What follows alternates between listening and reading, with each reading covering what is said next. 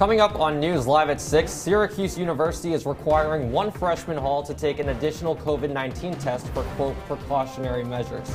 And Syracuse Abroad moves forward with their Spring 2021 programs. Citrus TV's Louise Rapp learns how they will be keeping students safe. And we break down what activities are being offered to students on campus this weekend. All next on Citrus TV, News Live at 6.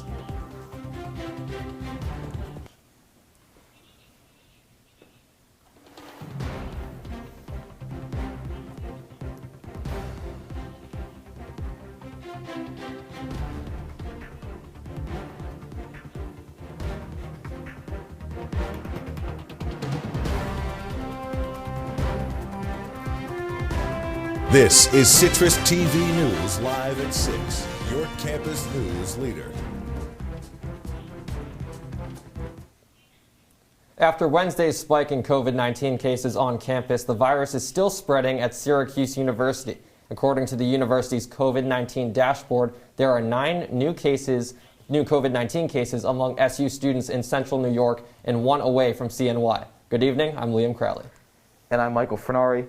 There's 30 total active cases among students on campus. 103 students are in quarantine. If SU hits 100 active cases on campus, the university will have to go fully remote for at least 2 weeks. New York requires that colleges with 100 active cases, or 5% of the student population, must suspend residential instruction and limit in-person activities. And Syracuse University sent an email to Sadler residents requiring them to perform a, quote, additional saliva test. The university called the additional test a precautionary measure. The university specified that even Sadler residents have recently performed a screening test. They were still required to report to the testing site today. And things are looking different during SU Abroad Week this year as the event is being held completely online. Citrus TV reporter Louise Rapp breaks down SU Abroad's outreach during the COVID-19 pandemic. Thanks, Liam. This past week, Syracuse Abroad held a series of online information sessions to showcase their Spring 2021 programs. Campus Outreach Manager Maria Del Mar Aponte Rodriguez says these online sessions are giving students more opportunities than they've ever had before. I think this year the main difference is that it's virtual, but I do see a lot of benefits with us having switched to that this year because it gave us the opportunity to, one, have sessions every day with overseas staff members. So if a student was interested in, say, Madrid or London or Central Europe, Strasbourg, Florence, Santiago, they were able to actually log on to a Zoom call and talk to representatives from those centers. So I think that opened up a whole new type of dynamic that was really well received from students and really well attended. SU Abroad Global Ambassadors also played a critical role in this year's Campus Outreach Week. Caitlin McCoy studied in Strasbourg last semester and loves talking about her experience. There's kind of a Q&A at the end of every session where I get an opportunity to speak hands-on with people who are maybe on the fence about going abroad, who are really excited about going abroad and want to hear more. Of course, the COVID-19 pandemic brings many questions for students considering going abroad in spring 2021. After being forced to cancel programs for fall 2020, SU Abroad is working to reinforce student confidence in their ability to study overseas. We always tell students, Syracuse Abroad is planning to continue moving forward with spring 2021. We have made some modifications to the semester to give us really the greatest opportunity to be able to offer these programs, considering obviously the fluidity of the global health situation. Syracuse Abroad is now accepting applications for spring 2021 programs all across the world. These applications are due by October 1st. I'm Louise Rapp, Citrus TV News. Thanks, Louise. With all this uncertainty, this is certainly something we'll be keeping an eye on moving forward. And former United States Attorney General Loretta Lynch is reviewing SU's Department of Public Safety. Today, Lynch sent a campus-wide email proposing framework for the university's Public Safety Community Review Board. Per the proposal, the Community Review Board would hear appeals from DPS findings review and comment on DPS policies, and publish an additional DPS review report. Lynch also notes that her team is planning a virtual town hall in the coming weeks.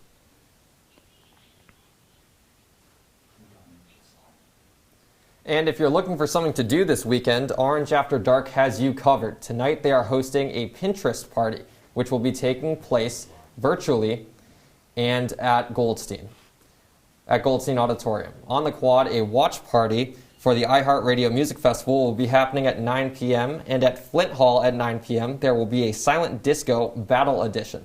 For more information about the events happening this weekend, visit Syracuse University's events calendar. Now, Michael, today was pretty chilly with some wind, but overall pretty sunny skies, warmer than we've seen in the past few weeks. I saw the weather forecast with 65 degrees, so I went outside with just a polo shirt on, and I kind of got punished by that wind. Walker, what can we expect for the next week? Well, guys, I hate to be the bearer of bad news here, but we're going to be seeing temperatures get a little bit colder as we break into this weekend. Now, looking on the bright side, it's going to be about fall weather, so you can break out that new sweatshirt you bought while you were bored in quarantine. Looking at temperatures right now, we're sitting at about a nice 60 degrees, but temperatures here are going to spike down, as we head into tonight. 50 degrees exactly around 9 o'clock, so it's going to get a lot colder as that sun disappears. However, thankfully, winds will drop. If you're walking on campus anytime this afternoon, you might have noticed a nice breeze. That's going to settle down as we head into tonight. Now, waking up tomorrow morning, sadly, temperatures aren't going to warm up. In fact, they're going to cool down a little bit. We're going to see about 45 degrees tomorrow morning. Skies are going to be clear, so you don't have to worry about any overcast, but you do want to keep in mind layers is going to be a big topic of discussion as we head into this weekend. And I'll get more about this weekend and what to see even into next week later in the show. But guys, back to you. Thank you, Walker.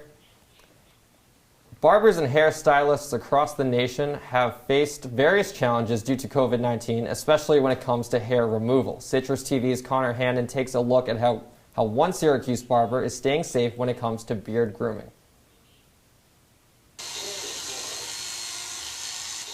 Back in March, on the 21st was our last day till June, so it really shut us down for a few months, and we're just glad to be back. Charleston Collins, manager of Collins Barber and Beauty Shop, is thrilled to be open again after shutting down early during the COVID-19 pandemic. Slowly, he and his team have been able to re-implement their regular services. Right now, they just lifted some of the regulation where we can actually do facial services again, and that requires us to wear a shield. Now that New York State has reallowed facial services, Collins says they have had to take further precautions to keep everyone safe. It was really more about just making sure we had the right shield, mainly a shield that covers the front of the face because the customer is going to take their mask off now. As they reopened, customers came flooding back, and Collins expects yet another uptick. But right now it's going to increase even more because people are going to get facial services.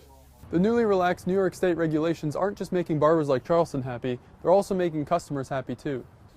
I would probably take advantage of the fact that it's open again, yeah. Junior Sam Lebowitz was on the fence about potentially getting his beard trimmed by a barber, but after hearing the new regulations, he now thinks it might not be such a bad idea. It makes sense to do it with the current scope of COVID in New York State, that things are okay enough so that we can be a little more relaxed here, I think. These changes return some of the last services still limited from the early days of the COVID-19 pandemic. Thanks, Connor. And that was Citrus TV's Connor. And thank you very much. Another business that has taken a hit during these COVID-19 pandemic times is the Syracuse Stage. They have announced a fully digital 6-season show that will be available this fall for a subscription fee. Practices will still be held at the 500-seat theater, but no patrons will be present. Zoom interviews with playwrights and actors will be available to replace backstage passes. The 6 shows addressing issues of race and class in the U.S. and Syracuse. Marketing director Joe Whelan says, despite the new season, they still expect to lose money. We wouldn't expect to make even half of what we would make in a normal season. We would expect that, if things go well, hard to say, maybe 40%. And while the New York State Fair was canceled this year, for the first time since World War II, one husband and wife team fought to keep a special tradition alive. Citrus TV's Katie Lane shares just how the couple's special skills saved the day. Meet Marie Pelton and Jim Victor. This happy couple of 7 years enjoys doing fun-filled activities like horseback riding, traveling, and cooking. Their favorite ingredient? Butter. You heard me. Butter. Not to eat, but to sculpt. That's right, Marie and Jim are renowned food artists. Working in chocolate originally and then the butter, we've carved cheese and we've worked in all kinds of candies, M&Ms, gummy bear, caramel, a lot of different material. The husband and wife duo started working together over 20 years ago, eventually forming their own business, JVMP Food Sculpture. Their work has been featured on The Dr. Oz Show, David Dobrik's YouTube channel, and even The Today Show. Their latest venture? Here, the New York State Fair. Despite the fair's cancellation for the first time in 70 years, Marie and Jim are happy to keep the iconic butter sculpture tradition alive. Jim says it's a morale booster for everyone during these COVID-19 times. When nothing is going on anywhere, to have something going on. The couple worked alongside the American Dairy Association, spreading the importance of feeding the future with nearly 800 pounds of butter. It's about, nourishing the kids. In body and mind. So it shows kids being fed in either in the classroom or at home, and the dairy farmer is really providing the milk. It does relate to what's been happening. And this is what art does. Then, art imitates life. So what's next in the lives of the JVMP food sculptors? Well, Jim wants to make an entire room out of butter. And Marie, she wants to share her passion by teaching others who are interested in the art of food. Katie Lane, Citrus TV News. Thank you, Katie. And SUNY Oswego is going on a pause following a surge in coronavirus cases. During this pause, all classes will move completely online until October 5th. Extracurricular activities and sports have also been suspended, while students will not be sent home during the pause. The school is imposing strict guidelines to ensure students remain on campus. Students who chose to go home will not be able to get back into on-campus housing upon their returns to campus. The school currently has 130 active cases, with 82 coming from students currently on campus. And the New York Department of Motor Vehicles is expanding online services for some of its programs. Governor Cuomo announced 3 pilot programs today, allowing people to take written learner's permit tests for passenger cars and motorcycles, in addition to allowing New York drivers to register their vehicles through the internet. And college students and graduates may be receiving some more relief from their student loans. New York Senator Chuck Schumer announced a plan to cancel up to $50,000 worth per student. The senator detailed that the plan will cancel debt for 75% of borrowers nationwide and partially forgive some debt to 95% of borrowers. Roughly 4.3 million adults have a federal student loan. And the plastic bag ban will go back into effect next month. The Department of Environmental Conservation announced earlier today that the statewide ban will return on October 19th.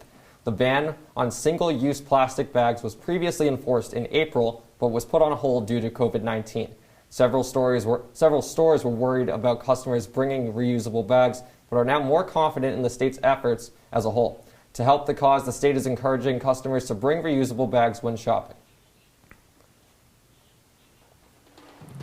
And coming up, the Trump administration confirms a federal aid package for Puerto Rico. Hear how they're going to assist the rebuild from Hurricane Maria.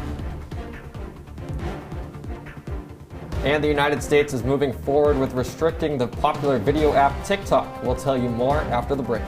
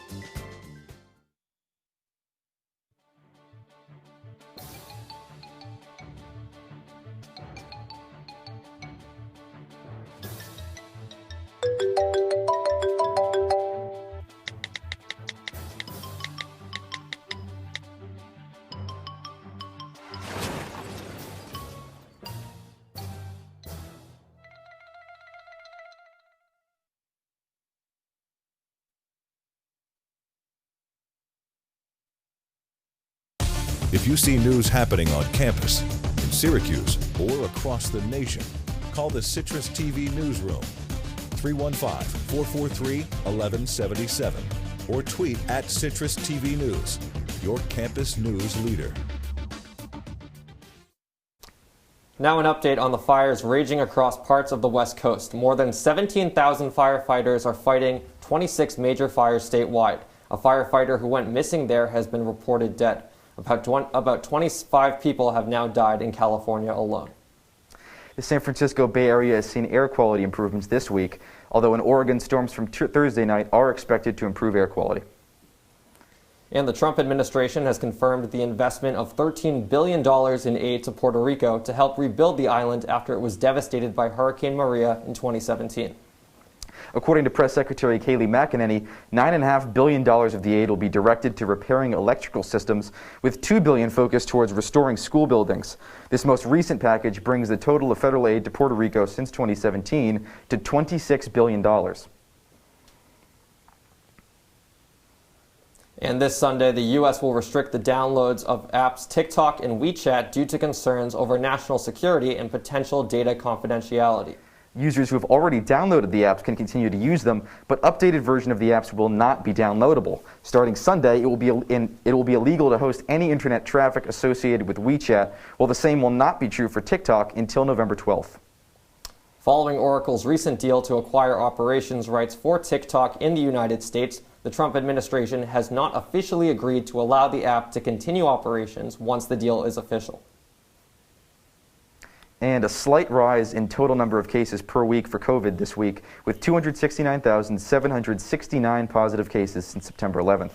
Large population states Texas, California, and Florida each had roughly 23,000 new cases in the last week. And New York has roughly 5,000 new cases, while Louisiana, Florida, and Mississippi are still the top 3 states per capita, with more than 3,000 cases per 100,000 residents. The national death toll is 196,277, with a 1,224 increase since yesterday. All right, and what happened to our summer weather? Coming up, see how temperatures could possibly drop into the 30s next week.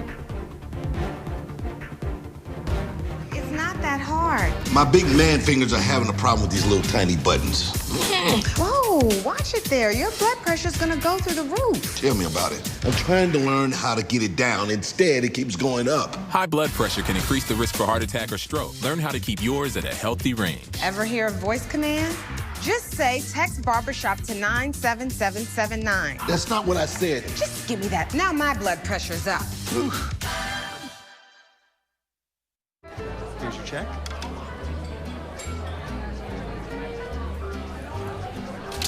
Oh, you got it. You know, since I got rid of my car, I really enjoy walking. Okay.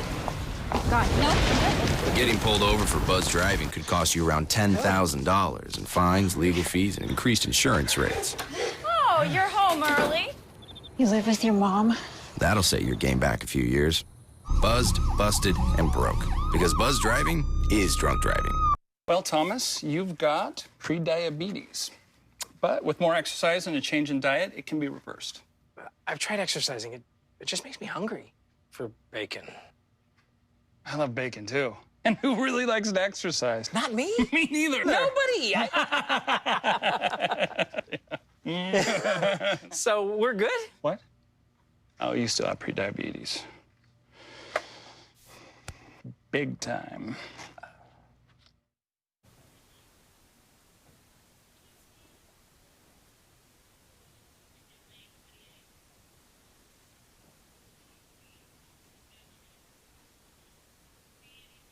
TV News, your campus news leader.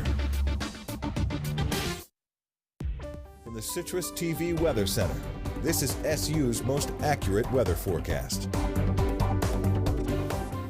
Right now, we got a cold weekend ahead. Let's break down Saturday. Looking here at 9 a.m., we're sitting at about 45 degrees. So Saturday is going to kick off sitting in the 40s. Like I said, you're going to want to be wearing layers. This is going to be a sweatshirt season, and it's going to be how fall is looking. Hopefully, we'll get some warm weather here as the week progresses, but Saturday will stay within that 45 to 50 range. Now, looking across the board here at on our map, progressing across to through the next slide here. on our map. As you can see, from Penn all the way to Elmira, you're sitting at a nice 60 degrees. And then, of course, the more northward you go, you'll see temperatures start to drop into those 50s. Rome right now sitting at 53. That's probably the lowest. We see it over the board here. But temperatures are only going to get colder. So looking at the 5-day forecast for this week, Saturday and Sunday, you're going to see lows within the 30s. That'll be later at night. You won't have to worry about that much during the day. But temperatures are going to stay 50s to 60s from Saturday through Tuesday. Now, thankfully, as you can see right along here, skies are going to stay fairly clear. Things are going to be nice. Now, for that reason, I'm putting the summer weather outlook at a low. While skies are clear, you're going to see a low of 37, low UV index, and there is a possibility of some moderate winds throughout the week. So I'm going to keep things at a low. And just be ready to have some layers this weekend as this cold temperature kind of shakes up your weekend. Nothing too serious, but what are you going to do? Syracuse weather. Sports, how are we looking?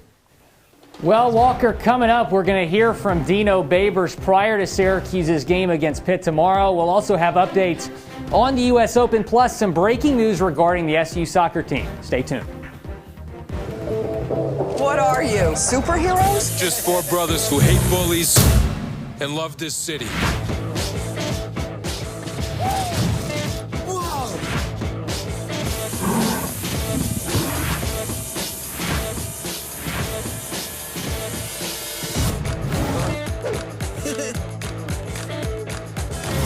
Gear up, guys.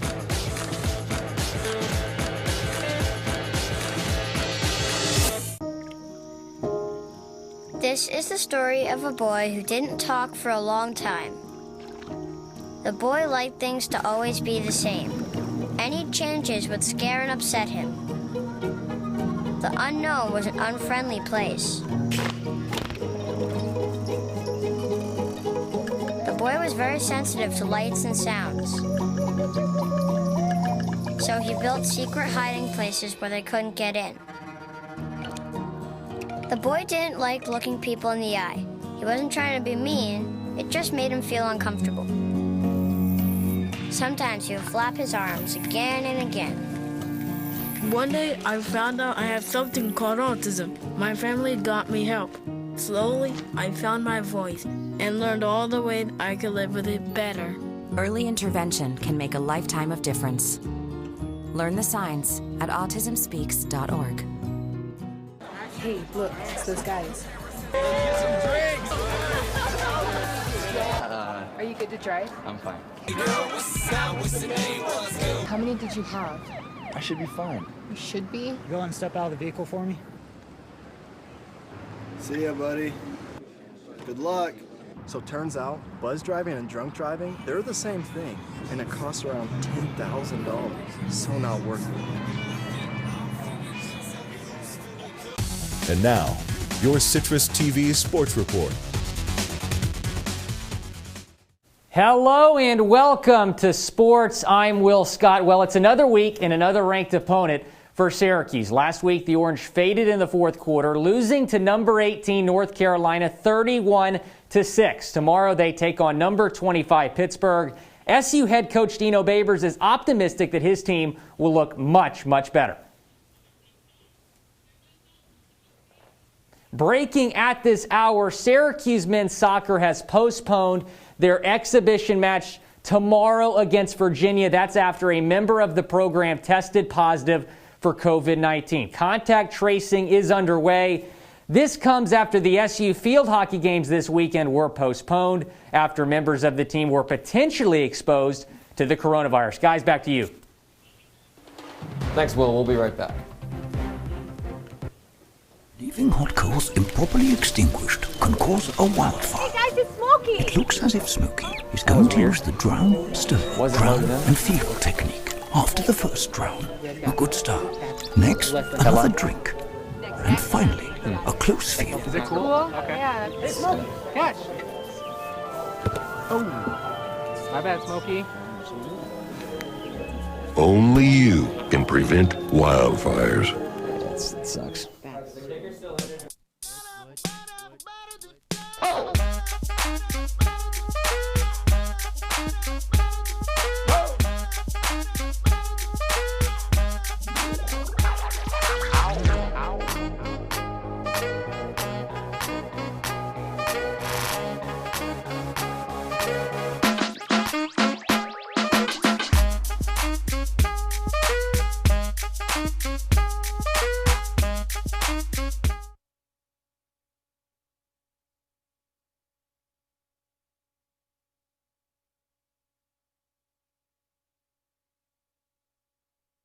Next week, big topic of discussion is this low weekend we're about to have. 30s on Saturday, Sunday. Now, thankfully, hopefully Wednesday, we will get some coverage, but things are going to start to heat up just a little bit. So just keep in mind, your beginning of your week will be a little cold. Walker, thanks so much. Now, when it comes to this weekend, I mean, Walker mentioned bringing out the hoodie. I might have to because it seems like it's going to be pretty breezy. There's going to be some wind. If you're going to be trying to go outside, sometimes I like to take a hike on those weekends, hoping for no rain. It looks like that's what we're going to be getting.